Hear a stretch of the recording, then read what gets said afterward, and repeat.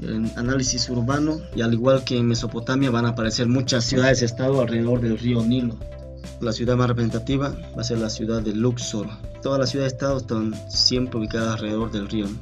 En Abu Simbel, Aswan, Luxor, Karnak, El Cairo.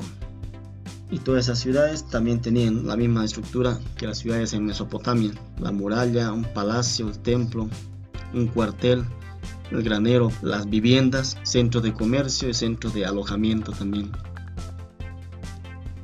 En la arquitectura, las características principales era una arquitectura ligada al poder político y al religioso, igual que en Mesopotamia. Se construían templos, pirámides, porque las pirámides eran estructuras funerarias, afán de magnificencia, eran monumentales. Hay muchos ejemplos conservados, pero escasos restos de ciudades. Las casas eran de paja y de barro. El principal material que se empleaba generalmente era la piedra, aunque también, como estaban cerca del río, utilizaban algo de ladrillo, pero la mayor parte de sus estructuras se conservan bien porque eran hechas en piedra. A diferencia de Mesopotamia, aquí no van a utilizar arco ni bóvedas, eran más estructuras adinteladas, columnas y dinteles, especie de vigas, como en los dolmens, ¿se acuerdan? Entonces manejaban la estructura dintelada o arquitrabada. También tenían ambientes en penumbra debido a que no habían muchas ventanas en sus espacios, porque le da más sacralidad y misterio a ese espacio.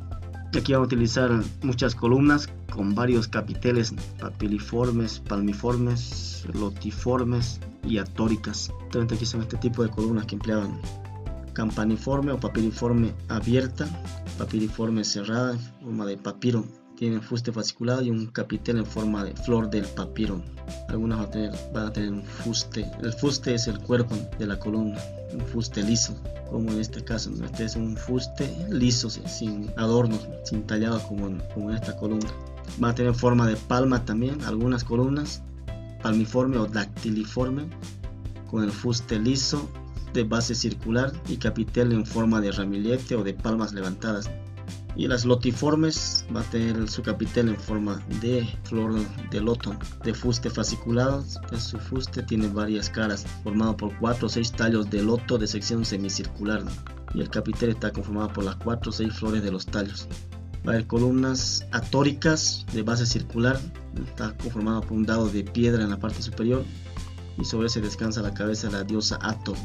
Y la protodórica, que es una columna dórica como la que vamos a ver cuando veamos Grecia, de las que existen algunas en Saqqara. Es una columna con fuste acanalado y tiene como una especie de dado aplanado en su capitel. Es una de las primeras columnas dóricas. A ver cuáles van a ser las principales edificaciones. En Mesopotamia eran los sigurat, que tenían forma triangular o escalonada, igual, de pirámide escalonada.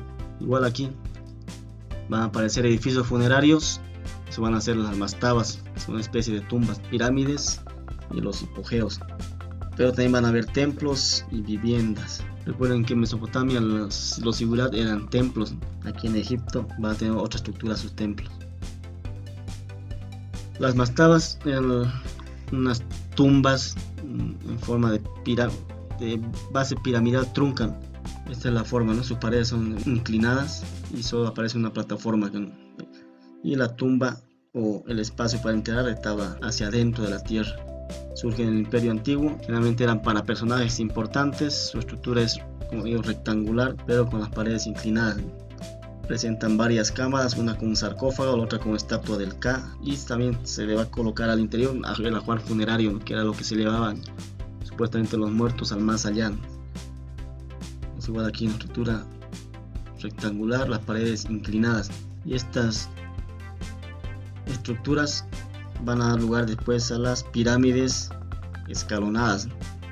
Entonces la agrupación de mastabas, fíjense, en plataformas, dan como resultado estas pirámides escalonadas. Las pirámides derivan de las mastabas, y las primeras eran una combinación entre mastabas y las pirámides propiamente dichas, las escalonadas, como las que se hicieron en Mesopotamia, pero con función diferente. Aquí la función era funeraria, eran tumbas. Después van a evolucionar esas pirámides y van a ser más lisas sus paredes, ya no escalonadas. Se utilizaban como morada del más allá para faraones y altos dignatarios. Van a utilizar varias técnicas en su construcción. Recuerden que conocen la geometría, el cálculo, la topografía. Su forma es muy simbólica, deriva de los obeliscos también.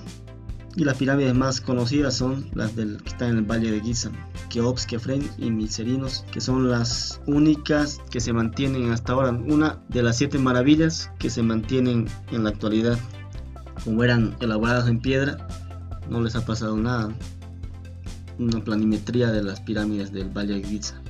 Y por dentro era más o menos así, ¿no? Tenían recorridos o pasadizos, ¿no? Tipo laberintos por dentro, donde van a estar el ajuar del faraón o de la persona que se va a enterrar. La cámara del rey, aquí hay una cámara de la reina, un pozo, una cámara subterránea, la entrada, un vestíbulo, no será más una estructura maciza. Y finalmente tenemos los hipogeos dentro de las edificaciones funerarias. Hemos visto también este tipo de hipogeos en Mesopotamia, que eran unos espacios abiertos dentro de la roca, cámaras funerarias excavadas en roca o bajo la tierra, por eso es su nombre, ¿no? Hipogeos. Existe una sección de un hipogeo a la entrada en la roca o en la montaña, y al final está la cámara sepulcral donde se enterraba, donde se colocaba el difunto. Es un complejo de este tipo de hipogeos.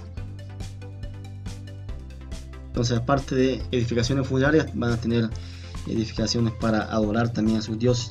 Aquí están los templos, que estaban conformados por una avenida de esfinges, que son estatuas zoomorfas o híbridas.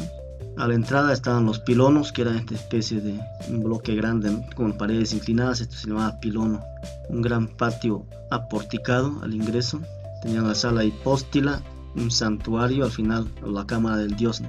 Entonces esta estructura se mantenía en los templos egipcios. Dice el uso de columnas también, ¿no? Y la ausencia de arcos. Al inicio también se colocaba generalmente algún obelisco, ¿no? Estos son los obeliscos que se empezaron a construir aquí en Egipto.